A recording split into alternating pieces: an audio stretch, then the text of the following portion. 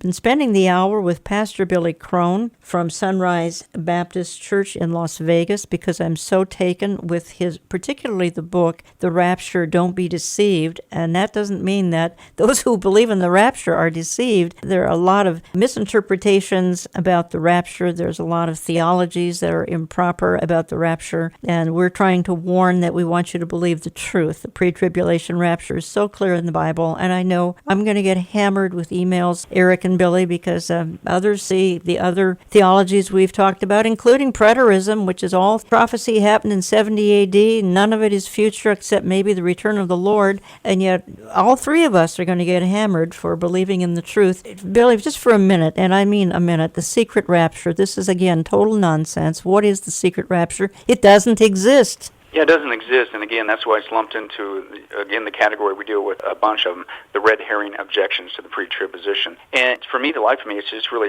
what are you talking about, the secret event? I think it might be a little bit of bait and switch, like, ooh, they're doing something nefarious, they're hiding something from you, or because you look at the facts, secret, what do you mean secret? If anything, we're working our tails off, including this new resource we're getting out there on the rapture.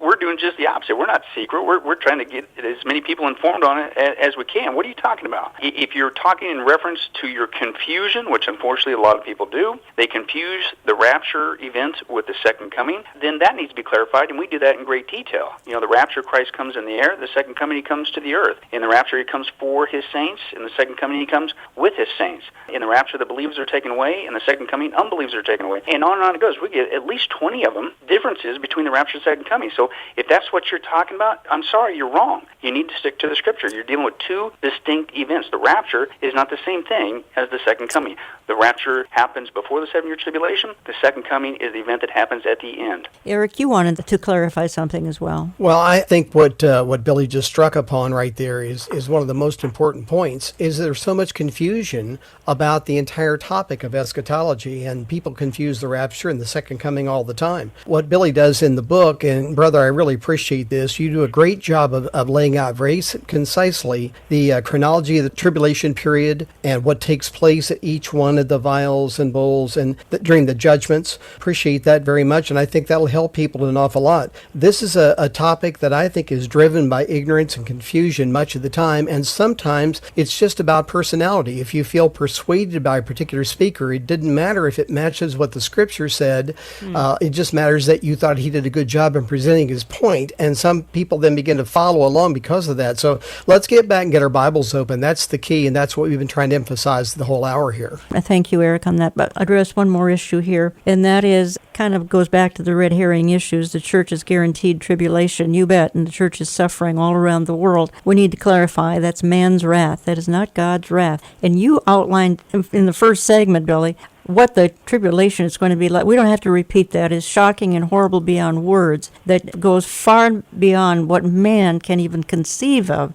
by way of tribulation. Oh, absolutely. And that's why the blessed hope is called just that. You're not going to be in the 7-year tribulation because it's not regular tribulation. Regular tribulation is thlipsis, which we are promised. We're going to be persecuted. We're going to be hated, Jesus talks about, and you're going to go through hard times. Even in the promise of the pre-trib rapture in Revelation 3:10, the Philadelphian church was going through some hard times standing for Jesus. We're promised that. But the 7-year tribulation is an outpouring of God's wrath. It's a total different word. It's the Greek word orge, which means anger, violent emotion, indignation. And the Scripture, as you mentioned, Eric, that's what you guys stick with. The Bible clearly says that the church is not appointed unto God's wrath. Romans 5, that Christ died for us, that we're saved from God's wrath. Jesus, who rescues us from the coming wrath.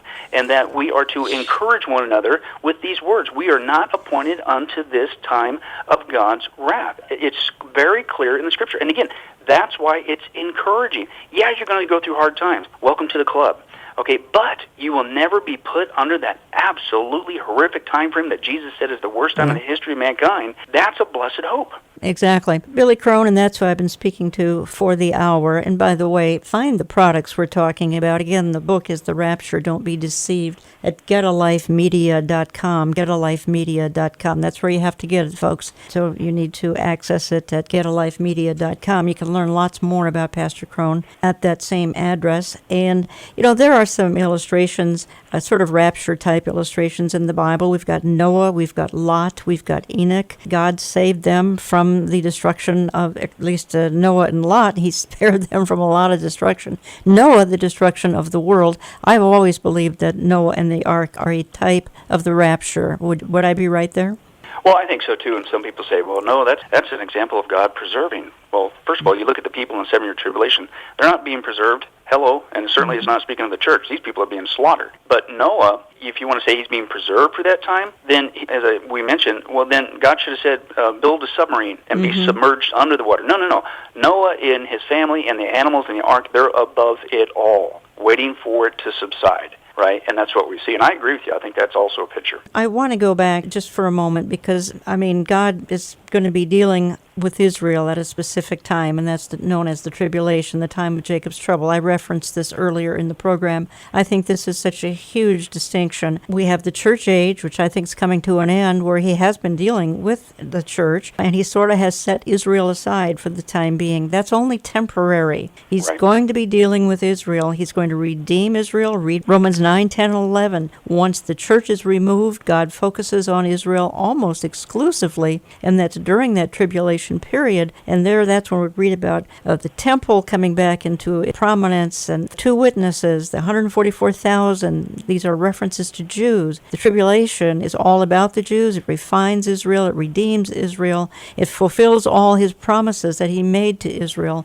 as far back as the time of the patriarchs and King David. And now they are under temporary hardness until the church age is over, and that's coming quickly here till the time of the fullness of the Gentiles. And that is a huge distinction. And Pastor Billy Crone, I'm not sure what the pre-wrath and post-trib people do with Israel and its separation, as I have just outlined. Yeah, well, I don't think they really do very well with it at all because, again, their positions, especially pre-wrath, which is basically about 3/4 of the way through the 7-year tribulation, and post-trib all the way through, really, it's not a surprise to me with these positions as to why we're seeing an unfortunate rise, again, if you can believe it, in replacement theology, that the church has replaced Israel, don't worry about Israel, and that's not true. But again, these positions, in my opinion, with all due respect, lend towards that mentality because the focus, they say, of the 7-year tribulation is the church. And yet that's not what you get when you read the Bible. And the whole purpose of why we have a 7-year tribulation in the first place, you don't start in the New Testament. It starts in the book of Daniel, the Old Testament. Daniel chapter 9. Why is it a 7-year tribulation? Why isn't it 94 years, 2 years? It's the final 7 of the 77th prophecy given to the Jewish people. It's all about Israel. And that's at the inception of the 7-year tribulation. And that's, if you're going to do your homework, you have to go back to where it starts. Not Revelation, it's Daniel. It's all about Daniel. As you mentioned, Jen, it's Jacob's trouble, not the church's trouble. This is not Paul's doom or Peter's demise. This is Jacob's trouble. It's about the Jewish people, Jerusalem, the rebuilt Jewish temple. It's all about them, not the church. In fact, when Daniel wrote the words in that prophecy, the church wasn't even in existence until 570 years later. So how could he be talking about the church when the church wasn't even around? And then Paul stated that the Jewish people in Romans 11 underwent a temporary hardening or blindness until the fullness of the Gentiles, the church comes in. But he clearly says that the church age was a mystery and specifically says there in the Bible that the Old Testament writers knew nothing about it. So how could the 7-year tribulation have anything to do with the church when the church is not mentioned, period? It's not about the church is not in existence, and the Old Testament writers, which would include Daniel, had no knowledge of it.